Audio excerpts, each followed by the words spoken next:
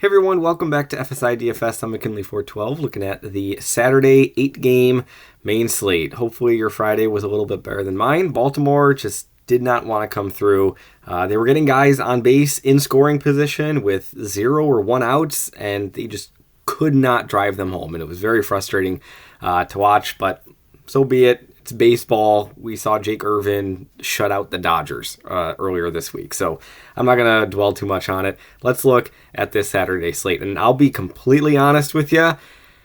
I don't know where this slate's going to really be going. I want to do a lot more, research before getting too deep into the builds and everything. So this is going to be more of like an overview and overarching thing. I still have the sheet that I'm going to be pulling up and everything, but I just want to let you know, I don't feel super comfortable about this slate at all. So let's dive right in. Gallen, he's the most expensive pitcher. He got a big boost to his salary, $10.4K on the road in Pitchers Park of San Francisco. After him, not really much in terms of expensive pitchers. So I don't think that there's going to be too much of an issue of putting him in there when your SP2 is already going to be around the 8K range. You'll have plenty enough salary for the bats, almost 4K remaining for your bats, regardless of who you go as your SP2. So Gallen, he's looked awesome. San Francisco, a very middle tier offense in terms of like a matchup for pitcher, but I don't think Gallen's going to have any issue here. I'm going to be putting him in as SP1, especially in cash games. GPP, I could understand a fade just because I think he's going to see so much ownership, and he is a little bit pricey.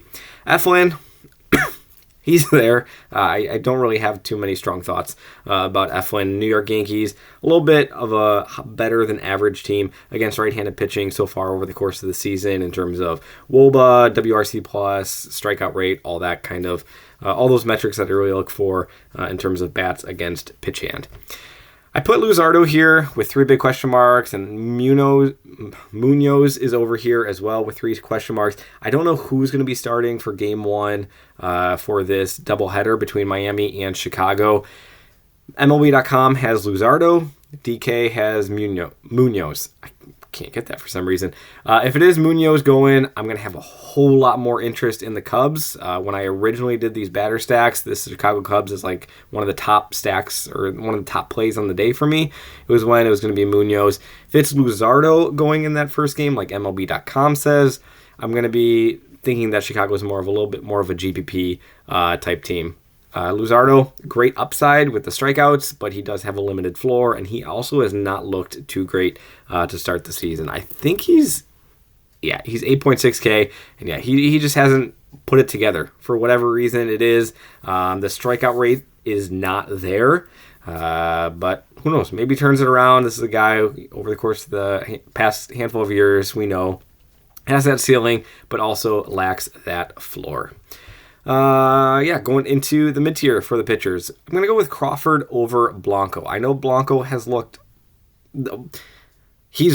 great, and the game logs so awesomeness for Blanco, but man, he has some regression coming towards him. His ERA is, sub 1, I want to say? Yeah, 0.86. His xFIP, so kind of like what his ERA should be closer to based on how he has pitched and the defense behind him and all that kind of stuff, is closer to 5. So he's gotten extremely lucky.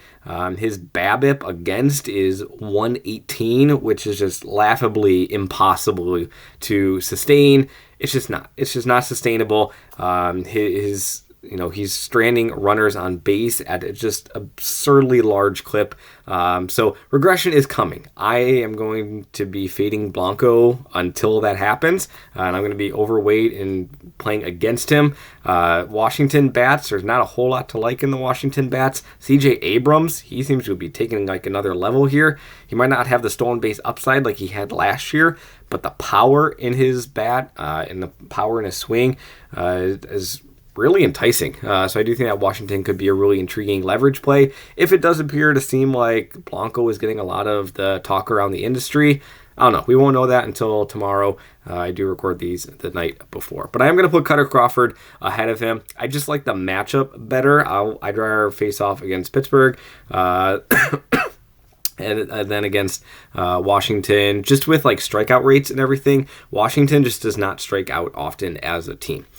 Crawford, he's looked phenomenal. His K rate is there. He had a little issue with walks, but against Baltimore, I'm not looking too much against that.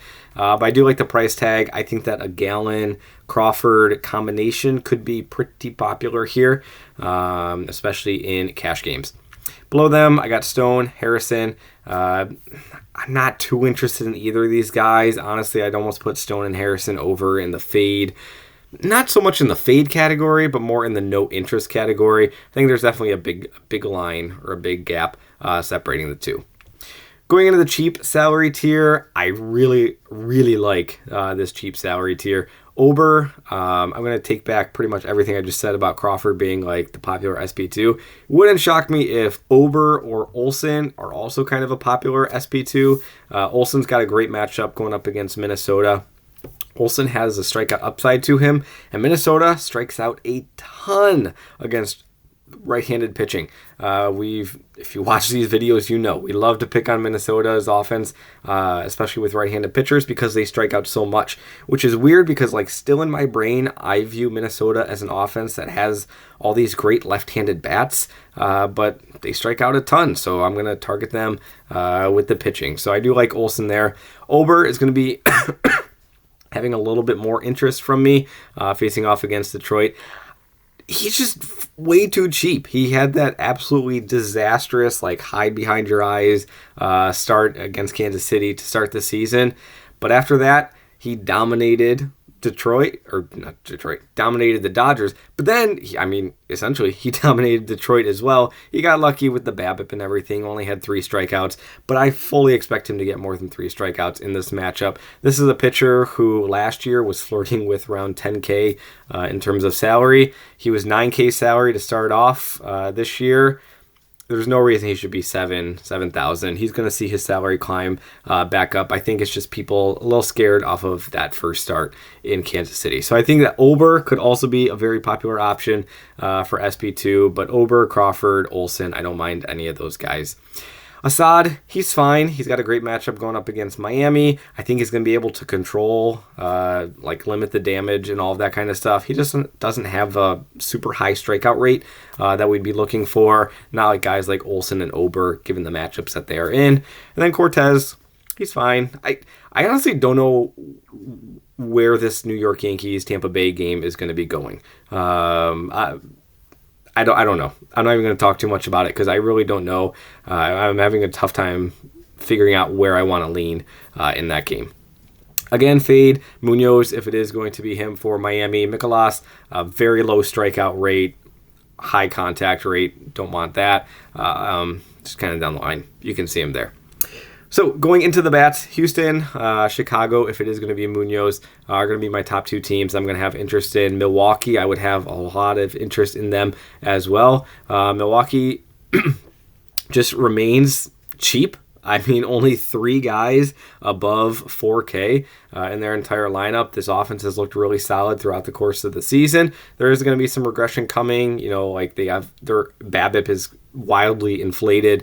I think they actually only scored 1 run here tonight against St. Louis. But regardless, Milwaukee, they look solid to start this season. Mikolas, I already mentioned, he does not strike out a whole lot of guys, so there is going to be a lot of contact being made.